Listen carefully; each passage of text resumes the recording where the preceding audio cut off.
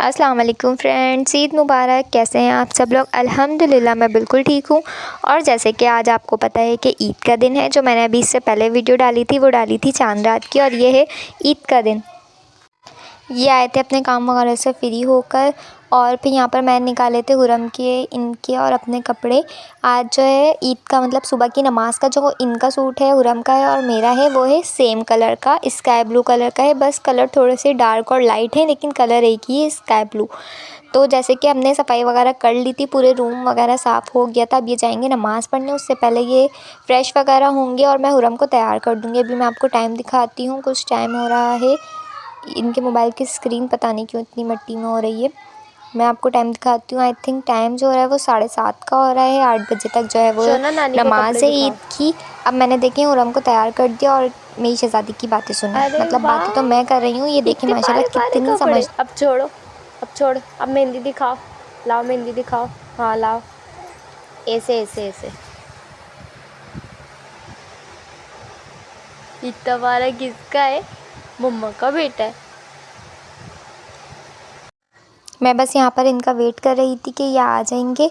तो फिर उसके बाद फिर हुरम को भी बहुत ज़्यादा नींद आ रही थी, लेकिन मैं सुला नहीं रही थी कि मैंने इनको तैयार वगैरह कर दिया। हुरम सबसे मिल लेंगी, पापा से, अपने चाचू वगैरह से, अपने बाबा से। और यहाँ पर फिर मैंने मम्मा को कॉल वगैरह की, कॉल करके मम्मा को भी ईद मुबारक बोला, घर में सबको ईद मुबारक बोला। ये लोग नमाज़ पढ़कर आ गए थे और यहाँ पर जो है हुरम अपने बाबा के साथ खेल रही हैं।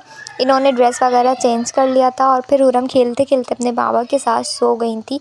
फिर मैंने इनसे कहा कि हमें तो फूफो के यहाँ पर जाना था, तो फिर इन्होंने दोबारा से ड्रेस वही वाला अपना ईद वाला पहना जो ईद की नमाज़ में पहना था, और हम दोनों चले गए फूफो के यहाँ पे। फूफो के यहाँ पर हम लोग इसलिए आए हैं क्योंकि फूफा की ये पहली ईद थी। जैसे ईद से कुछ दिन पहले फूफा का इंतकाल हुआ था, तो इसलिए हमें अफ़सोस तो नहीं, मतलब किसी का गम ताज़ा करने तो नहीं जाना था हम लोगों ने, लेकिन हमें इसलिए जाना था कि उन्हें ऐसा ना लगे कि वो लोग।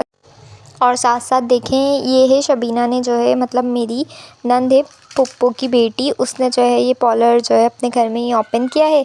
तो आप अगर जाना चाहें तो जा सकते हैं, करीब ही है ये पम्फलेट की पिक्चर्स मैंने आप लोगों के साथ शेयर कर दी है। इस पर एड्रेस वगैरह सब है, आप लोग जा सकते हैं, विज़िट कर सकते हैं। उसने अपने घर में छोटा सा पार्लर खोला है। आप सब लोग सपोर्ट करेंगे तो उसको भी काफ़ी सपोर्ट मिलेगी। बाकी हुरम का जो है ईद का ड्रेस असल में ये वाला था। वो तो सुबह सुबह इसलिए पहनाया था कि गर्मी भी बहुत है और उस टाइम सब ने सोना ही था, साथ साथ हुरम भी सो ही जाती, क्योंकि ये भी पूरी रात की जागी हुई थी। 5 साढ़े 5 बजे थोड़ी देर के लिए ही सोई थी, जैसे मैंने आप सबको वीडियो में दिखाया है।